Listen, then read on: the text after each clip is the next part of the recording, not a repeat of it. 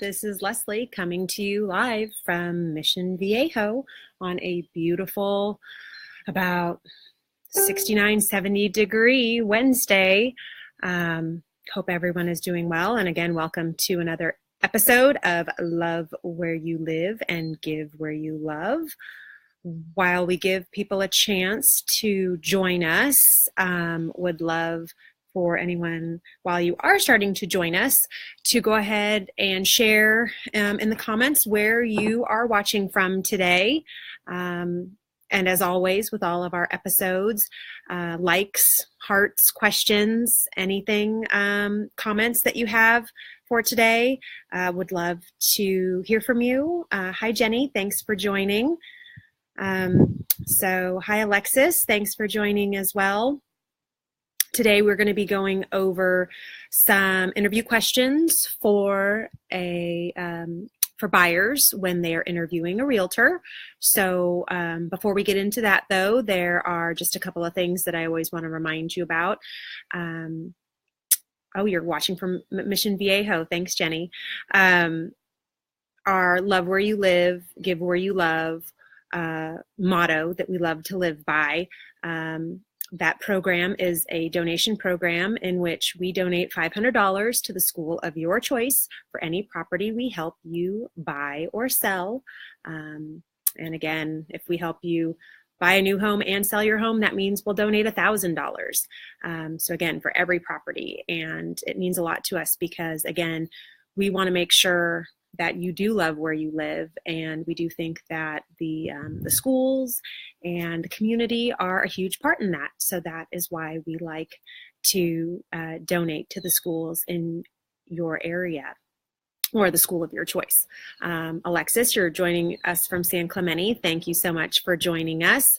I want to also remind you while you are watching this that you can look left on the menu of our homepage on Facebook. You will see different signups for different reports or newsletters. You can sign up for the Orange County Housing Report. You can sign up for our monthly newsletter, which will kind of encompass everything that we have gone over during the month. And we also have our weekly blog, which will give you real-time information. So this is definitely something that you can sign up for. Of course, we also now have our guidebooks and checklists for sellers and buyers. So definitely feel free to sign up for those or contact us directly for that. Of course, we always love your referrals, whether it is, a family member or a friend that is thinking of buying or selling or even leasing. Definitely have them give us a call. We would love to at least kind of walk them through the process, make them feel comfortable with it, and ideally if we can help them find the property that they're looking for or sell the property that they need to sell, we'd absolutely love to help. Hi, Mike. Thanks for joining. I think, Chris, you're on too. Thanks for joining. And before we get into those questions, I want to give a big shout out to my son, who is not watching this because he's still, he's in art club right now. But 13 years ago, he was my miracle, and he's celebrating his 13th birthday today. And it changed my life, which is, it is always crazy. I mean, naturally from day one, then I became much more sleepless and much more worried and frantic and everything. But now that he's 13 and I get to watch him grow as a person and develop, it has been such a blessing and something I'm so grateful for. And he is becoming such an amazing young man. So I'm super excited. So happy birthday, Jacob. Thanks for joining, Kim. And if you feel like sharing your advice that you might give to your 13-year-old self or that you would love to give to Jacob, feel free to share that in the comment sections of this Facebook Live video as well.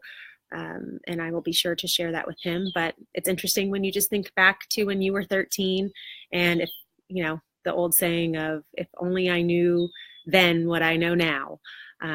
So anyways, again, a big happy birthday to him. And it looks like several people have joined us. Thank you so much for joining us. So we will get right into the questions of asking a realtor when you're interviewing them, because again, as I've mentioned before, I think it is very crucial that you meet with at least one ideally maybe meet with two, just so that you can get a good idea of a right fit for you, unless you meet with me and then you just decide you don't need to meet with anyone, and I'm okay with that too. But again, if you're unsure about a referral from someone, it is a good idea to ask them some questions and have a better understanding of them and a good comfort level with them, because again, this is someone that's going to walk you through potentially the most important purchase in your life, and probably the biggest purchase in your life, or potentially one of the biggest purchases in your life. And you want to make sure that you trust the person, that you know that they're working hard for you, and that ultimately you feel comfortable and you're going to feel good at the end of the situation. So, hi, Jesse. Thanks for joining. So a first question that you might have for a realtor is, how will you search for my new home? Now, as most of you know, we all have the capability of looking online on Zillow or Trulia or Redfin, and it's very easy to think of yourselves as a real estate expert that can find every listing and get the appointment and everything. But there are also other types of listings that are out there, like pocket listings, that a realtor would ideally try to look for you if you have specific needs. Again, a good realtor will know to be able to look outside the lines of just looking online to find you the property. So again, if they say, I'm going to look on Redfin, that's kind of a red flag. But again, ideally they should do some digging for you, and it's all your comfort level, though, as to how they respond to that question, whether that realtor's the right one for you or not. Another question that you can ask is, how familiar are you with the area where I'm looking to buy? Again, there are a lot of different things depending on what's going on in the community. If a certain area, do they have certain amenities that you want? Is the tax rate slightly different? Do they have Mello-Roos? And just any vibe that you might have, or inside intel on the community or neighborhood. Because again, that's where you're looking to a realtor to be the expert and to provide you with the resources and the information that you need to make that important decision as to what home to purchase and how much to offer, all those kinds of good things. How do you handle multiple offers? Obviously, we discussed this on the seller side, but I think it's really important to find out how an agent on the buying side handles multiple offers, because right now, as I've mentioned many, many times, we are in a seller's market. Hi, Liz. Thanks for joining. And being in a seller's market, there are a lot of instances where there are multiple offers on homes. And what is your realtor going to do to make yours stand out? What is your realtor going to do to make your offer get accepted? There are a lot of different strategies that realtors can employ, but bottom line, you need to make sure that you're comfortable and know that they're not just putting the offer in and crossing their fingers. They've got to do definitely more background work. For example, I had clients that we took to listings this past weekend. We looked at 4. They actually liked all 4, which is great, which also means that I obviously did a good job in locating properties and funneling it down to properties that fit their criteria. They liked all 4 properties and wanted to put offers. Well, I should take that back. I had them rate and rank the properties in from their favorite to least favorite.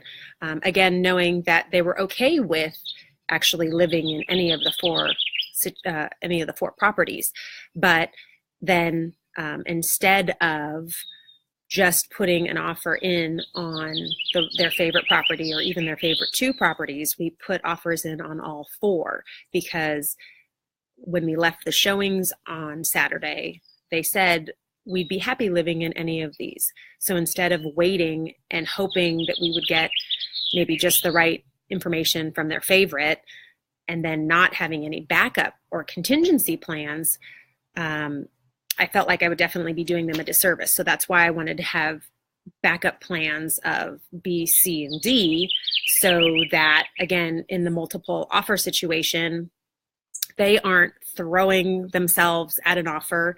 They also know that they have some leverage and some stake in the game, or they have some position and some power, because if they have at least one option that they're happy with, they don't have to go and kill themselves to get to their absolute favorite. As luck would have it, my clients actually did get their favorite property. So woohoo, opened escrow on Tuesday, yesterday. But again, what kind of strategies does your realtor have for something like that, or will they have? Because in a seller's market like this right now, it's tough for buyers, and an agent needs to make sure to do their best job and best work at getting you what you want.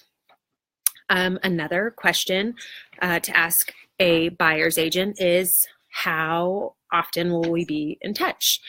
Again, this is just a communication type of question. How do they like to communicate? Will they just be emailing? Will they be texting? Will they be calling? And it all kind of fluctuates on what you like and how you like to receive communication. I think that, again, a realtor should always ideally ask, what's your preferred medium of communication, so that they best meet your needs. But again, you want to make sure that if they say, I'll call you every week or 2, again, maybe you're okay with that. Maybe it's an investment property, or maybe it's so specific of a property that isn't on the market very often that it is challenging to find those, or you may not see some, there is no reason to communicate, and every day, and it's more like a week in between each communication. Again, just setting these expectations up front is always helpful, so that everyone's needs are met and everyone's expectations are met and everyone's happy. Now, this is my one of my favorite questions, because on the seller's side, if you watch the seller's video, the answer is different. But I always get a hoot out of some of the comments that I get from buyers or people that are thinking of buying, depending on what other realtors say to them. So the question is, how much do you charge? When representing someone as a buyer, an agent doesn't charge the buyer a dime, a penny, zip, nada, zilch. The buyer's agent should be compensated by the seller of the property. So, but what I always find is interesting is that people will say to me, oh, wow, yeah, and the agent said that she wouldn't even charge me anything. Well, duh, they're not supposed to charge you anything, but I always think it's very interesting that they'll actually potentially use that as a selling strategy, or I think almost a way to pull one over on people, because again, as a buyer, you are not required to compensate the listing or buying agent. There are some instances where again, terms might be slightly different, but in 98 to 99% of the cases, the buyer's agent will be compensated by the seller. So again, how much do you charge? It should be nothing to you. So just know that as a buyer. Hi, Alec, by the way, I never said hi to you when you joined. A next question is, how many clients are you currently representing? Again, this is always a good question just to ask, so you can kind of understand where you fit in and the workload that they ideally like to take on, and what your expectations of communication and attention will be. If you are the type of person that wants a lot of attention and they say, I've got 15 clients that I'm working with right now, that may not be the best realtor for you to work with. Again, it's entirely up to you. it's your call, but it's always a nice question to ask just so you can kind of get a feel and a comfort level with that particular realtor. Do you have a team? Again, it's always nice to know that someone is working with other individuals and other professionals, because there are a lot of things that go on during a transaction and during a search. And it's nice to know that an agent has backup and has support. So, and if they say that they have 15 clients right now, well, hopefully they do have a lot of support, because 15 clients is a lot to handle at one time. So, and again, another question, sorry, the thinker pose for you guys. Another question to ask is, can I see some references? And, a realtor should be able to provide you with 2 to 3 people that they've worked with that can share with you their experience working with that particular realtor.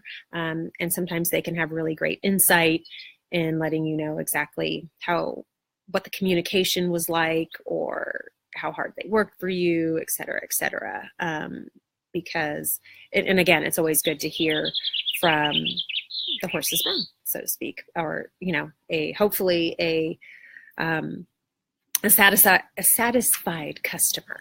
And there might be they might even share something that isn't so great about the realtor, but it's okay, and it's something that you can live with. So again, just asking for references, similar to when you're working with a contractor. It's always good to ask to speak with someone that you've seen their work done before. So those are the questions that we have for you if you are a buyer and looking to interview a realtor. Of course, I would love it if you contacted me at 949-444-1601, because I would love to work with you if you are thinking of buying a property. Of course, if you're thinking of selling a property, I'd love to help you in that instance as well. But again, if sometime through the rest of this week or this weekend, if you're chatting with any family or friends and they are thinking of buying or selling, we always love referrals. Makes us super happy. And of course, we always love the opportunity to help the loved ones of people we know. So hi, Mike, thanks for joining. So again, if you are thinking of buying or selling, definitely contact us, 949-444-1601, or email us at info@theswanteamoc.com. Don't forget, all of the questions that I went over today are available for you on the blog on our website, which is www.theswanteamoc.com. And again, contact us. Feel free to share with us any comments, questions that you have, and everyone make it a great day. And again, happy birthday to Jacob, my 13-year-old, who right now I have his cake in the oven, so I suppose I should go check on that soon. But again, everyone make it a great day, and always remember to love where you live and give where you love. Bye.